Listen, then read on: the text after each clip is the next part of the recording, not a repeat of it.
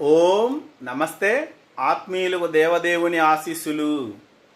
భగవద్గీత 13వ అధ్యాయము క్షేత్రజ్ఞ విభాగ యోగములో శ్రీకృష్ణ పరమాత్మ చెప్తా ఉన్నాడు. ఇదం శరీరం కౌంతేయ క్షేత్రమితి అభిధీయతే అని. శరీరాలన్నింటినీ కూడా క్షేత్రము అనే పేరుతో పిలుస్తారు. మానవ పశు పక్షాది సమస్త శరీరాలను కూడా క్షేత్రము అంటారు అని. తదుపరి క్షేత్రజ్ఞం చాపి మాం విద్ధి సర్వక్షేత్రేషు భారత అని తదుపరి శ్లోకంలో చెప్పారు. అన్ని శరీరాలలో ఉండే క్షేత్రజ్ఞుడను నేనే.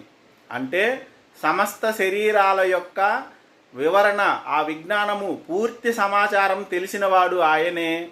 ఆయా శరీరాలలో ఆత్మగా ఉన్నవాడు అతడే, నేనే అని శ్రీకృష్ణ పరమాత్మ చెప్తా ఉన్నాడు.